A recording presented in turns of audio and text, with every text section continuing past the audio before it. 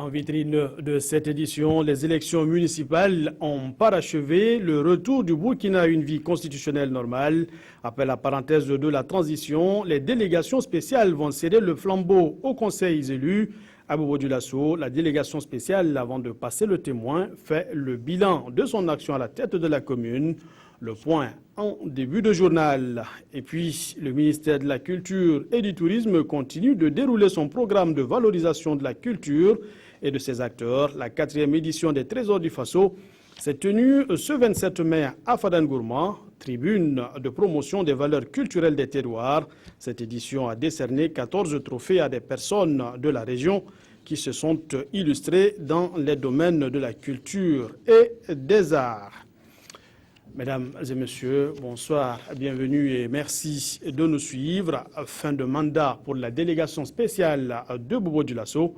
Mais avant de céder la place au nouveau conseil municipal issu des élections du 22 mai 2016, quel bilan tiré de son action à la tête de la commune, la délégation spéciale s'est prêtée à l'exercice du devoir de redevabilité. Le point dans ce reportage de Karim Ilboudo et Moussa Sana. Une mairie toujours en ruine, des travaux de construction de la recette municipale suspendus. La délégation spéciale de la commune de Bobo Dioulasso n'a rien pu faire là.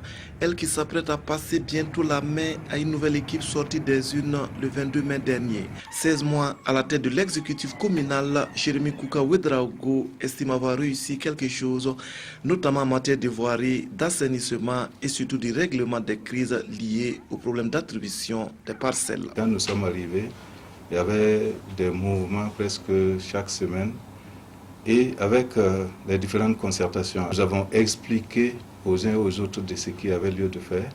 Naturellement, la mesure de suspension également est venue et nous accompagner un peu. Des difficultés, la délégation spéciale de Bobo Dioulasso en a connu. Des difficultés qui se résument au manque de moyens de travail, à des incompréhensions avec certains partenaires comme la Direction régionale des impôts et les OSC, les organisations de la société civile. Nous avons pris des délibérations pour instituer de nouvelles taxes, mais il y a comme de l'incompréhension un peu partout. Si vous devez donner 5 francs pour que la commune puisse faire des routes, puisse faire des écoles, puisse faire des centres de santé. Bon, on devait être fiers d'en donner au lieu de créer des situations difficiles à gérer. Avec la délégation spéciale, le budget de la commune de Bobo Dioulasso est passé de 4 à 8 milliards de francs CFA. Une hausse qui n'a toutefois pas permis de mener certaines activités jugées prioritaires. Le regret aussi, c'est quand on a un personnel qui est là, qui avait son outil de travail et qui ne l'a plus. Et quand on a des agents qui ont perdu leurs objets personnels, notamment des engins, parce qu'il y a certaines personnes qui étaient à leur poste de travail et ils ont été surpris par l'événement et leurs engins sont partis en fumée et qu'on n'arrive pas à trouver des solutions pour les accompagner. Bon, c'est autant de regrets. Les chantiers qui attendent le nouveau conseil municipal de Bobo Dioulasso sont donc immenses. Et l'homme et son équipe qui s'apprêtent à lui passer la main espèrent qu'ils sauront mieux répondre aux nombreuses préoccupations des populations. Et puis, restons à Bobo Dioulasso pour parler formation. Le centre d'éducation de base non formelle de Do met une nouvelle cuvée de compétences sur le marché. 88 jeunes y ont été formés en coupe-couture, menuiserie et génie civil. La formation achevée, ces jeunes ne sollicitent plus que l'accompagnement de l'État pour s'installer à leur propre compte. Lamine Karantao, Sriki Milogo et Romaine Kadouki. Après 2 années de formation pour certains et 3 pour d'autres en coupe-couture, menuiserie bois, génie civil, ils sont prêts à mettre leurs compétences au service de la nation. Eux, ce sont les pensionnaires du CBNF, le centre d'éducation de base non formelle, au nombre de 88. Ils comptent se battre pour leur insertion socio-professionnelle. Je suis très satisfait d'avoir une attestation de fin de cycle dont j'ai été le premier national. Nous allons nous battre de toutes nos manières. Nous nous attendions à des matériaux On n'a pas encore réussi, mais nous avons espoir que le gouvernement va nous soutenir. Cette cérémonie de sortie de promotion marque également la clôture des activités pédagogiques du centre. Oui, ces gens sont très aptes sur le terrain parce que, au vu de ce qu'ils ont réalisé à notre niveau et au vu des tests que nous-mêmes nous les avons soumis, alors tout de suite on était en train de leur montrer les plans qu'ils ont pu réaliser, c'est vrai.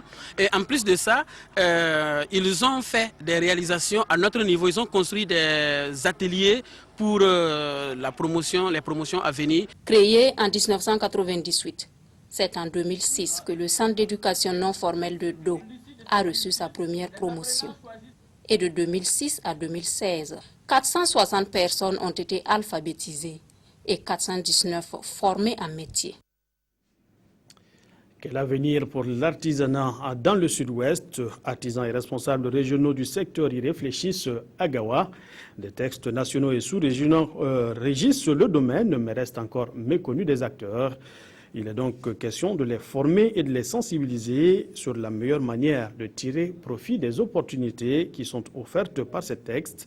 Justin Karambi, Draman Kabodé nous en disent plus. Les textes de l'Union économique et monétaire ouest africaine stipulent que le travail artisanal n'est pas bien rémunéré au Burkina Faso. Pourtant, le secteur de l'artisanat contribue à 30% au produit intérieur brut. Pour mieux valoriser les productions artisanales et créer des débouchés permettant de générer des bénéfices aux artisans, les responsables du département de l'artisanat revisitent leurs cartouches conformément au dispositif réglementaire de l'UMOA. Le code leur dit qu'ils ont dorénavant 15% des marchés publics annuels. Le code leur dit qu'ils doivent s'organiser, et là ce n'est pas une opportunité, mais c'en est une, ils doivent s'organiser par corps de métier. Ça veut dire quoi? On ne peut plus accepter, si ce n'est pas au niveau fédération, de mieux accompagner ces structures-là si elles ne sont pas bien organisées. Des dispositifs réglementaires qui permettront aux artisans du sud-ouest d'avoir accès à la commande publique, à la prise en compte de la sécurité sociale, mais aussi à une fiscalité spécifique. Aujourd'hui, si l'État vraiment et l'artisanat fait des démarches pour nous mettre dans le même registre, pour que nous soyons en tout cas au même niveau que les commerçants, que nous ayons accès au marché, vraiment c'était nos attentes. Cette rencontre d'échange et de sensibilisation a permis aux décideurs de l'artisanat du sud-ouest de diagnostiquer les insuffisances du secteur, mais aussi de proposer des axes stratégiques et des projets novateurs pour booster la production artisanale. Société et santé dans la région du Sahel, la société minière Ayam Gold et Sakan SA jouent à fond la carte de la RSE, la responsabilité sociale des entreprises. Elle offre 2 ambulances au district sanitaire de Gorom Gorom d'une valeur de plus de 65 millions de francs CFA. C'est une dotation qui vient répondre à une vieille doléance des populations riveraines de la mine. Désormais donc, les évacuations sanitaires vont y être plus faciles. Yamba Nakoulma et Seydouson nous disent davantage. Fini les difficultés d'évacuation au district sanitaire de Gorom Gorom. Ayam Gold et Sakan SA offrent 2 ambulances au centre médical de Gorom Gorom et au centre de santé et de promotion sociale de Sakan Site. Ce don, d'une valeur de plus de 65 millions de francs CFA, va permettre d'assurer le transfert des malades gravement atteints vers les centres de santé de référence. Nous pensons que ces moyens logistiques contribueront à faire reculer le taux de mortalité, notamment celle des couches les plus vulnérables de nos sociétés, à savoir la mortalité maternelle et infantile de nos localités enclavées. Combien de femmes et d'enfants meurent chaque année à cause de l'état des routes et des moyens de transport inexistants pour des évacuations d'urgence. Selon le médecin-chef du district sanitaire de Gorom Gorom, le district effectue en moyenne 5 évacuations par jour. Avec un parc automobile vieillissant, l'acquisition de ces 2 ambulances constitue non seulement un véritable soulagement pour ces agents de santé, mais surtout la fin de la souffrance des populations. L'acquisition de ces 2 ambulances permettra d'améliorer notre plateau technique en termes de logistique volant pour améliorer notre système d'évacuation sanitaire. Voilà, puisqu'il faut dire qu'on a des CSP qui sont vraiment très éloignés. L'acquisition de ces 2 ambulances était inscrite dans le plan communal de Gorom Gorom, financé pour ces 2 dernières années par ESACAN à hauteur de 300 millions de francs CFA. Cette cérémonie a également servi de cadre aux responsables de la société minière d'inaugurer le premier branchement onien du village ESACAN. Et puis, je vous le disais en titre, le ministère en charge de la culture poursuit sa dynamique de valorisation des acteurs culturels et de 4 pour les trésors du Faso. Cette fois, c'est à Fadangourma que l'événement s'est déroulé. Parrainé par l'ambassadeur du Japon au Burkina, l'édition a décerné 14 trophées à des acteurs de la région, Désiré Ilboudo et Mahamadi Ouedraogo. Les promoteurs de l'événement culturel Les Trésors du Faso poursuivent leur randonnée. Après la région du Sud-Ouest, c'est au tour des populations de l'Est de voir leurs artistes et autres acteurs de la culture, des arts et du tourisme glorifiés. Ça fait un des plus grands honneurs que je viens d'avoir. Et vraiment que je remercie tous ceux qui ont eu l'initiative de penser à l'empereur Bissongo afin de l'honorer. Et je dis aux jeunes burkinabés, ils n'ont qu'à tout faire, comme je l'ai dit toujours, de cultiver la culture nationale. Je ne sais comment dire merci à ces autorités qui m'ont toujours fait confiance. Et vraiment, je suis vraiment ému parce que les mots me manquent. Cette tribune qui vise à magnifier la culture burkinabé et à valoriser le potentiel touristique a réussi ses paris à Fadangourma. Nous avons été une fois de plus agréablement surpris de savoir que la région de l'Est regorge de grandes richesses. Nous l'avons découvert et cela nous interpelle sur notre responsabilité collective en matière de préservation et surtout de promotion de tous ces talents que vous avez découverts, de tous ces sites qui ont été révélés. Et je pense que c'est à travers ça qu'on peut aller vers une véritable émergence culturelle touristique. 10 meilleurs acteurs de la culture, des arts et du tourisme de l'Est ont été primés. Chaque lauréat repart avec un trophée et une somme de 100 000 francs CFA. 4 trophées d'hommage ont été également donnés à des anciennes gloires de la culture. Voilà, et on en vient à présent au dossier de cette édition. Que serait le paysage bobolais sans la cathédrale Notre-Dame de Lourdes? La bâtisse date des indépendances et a subi les péripéties des intempéries, si bien qu'elle présente aujourd'hui des signes de dégradation avancée. Seulement, des initiatives sont en cours pour lever des fonds nécessaires à sa restauration. On voit tout ça avec Drissa Traoré et Ouidia Rokia Assanou. Voilà. Après 56 ans de vie, les rides commencent à avoir raison de la belle dame.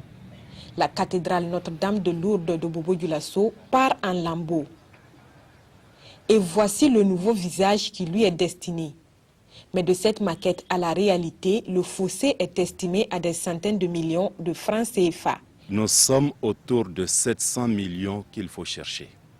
Plus de 700 millions à chercher pour rénover cette cathédrale et la rendre digne de ce pourquoi elle a été construite. L'état actuel de la cathédrale, ça me fait beaucoup de peine. C'est ici que nous faisons nos messes. Et des fois, quand il pleut, on est obligé de se ranger un peu pour ne pas prendre l'eau. En 2012, déjà, l'alerte était donnée sur l'état de cette bâtisse. Aujourd'hui, la situation n'est guère meilleure.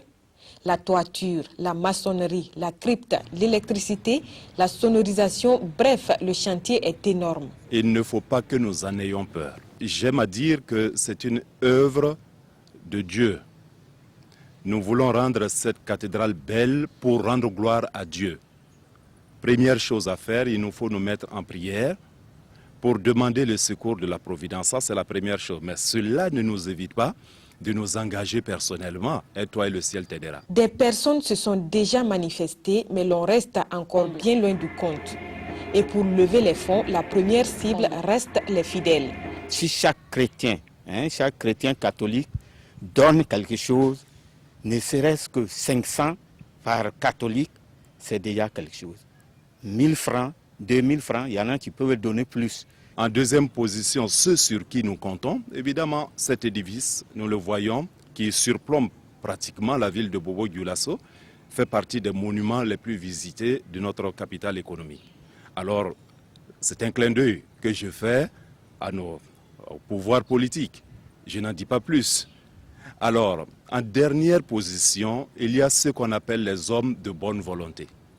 Ici comme d'ailleurs, pour que nous nous levions ensemble et que nous fassions de cette initiative-là, de ce projet-là, notre projet, pour qu'il se réalise.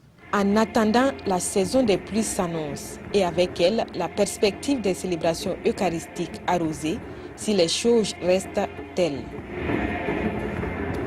Voilà, il faut sauver la cathédrale de Bobo-Dioulasso. Avis aux contributeurs. Mesdames, Messieurs, on s'arrête là pour ce soir.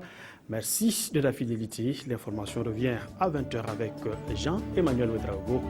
Bonsoir.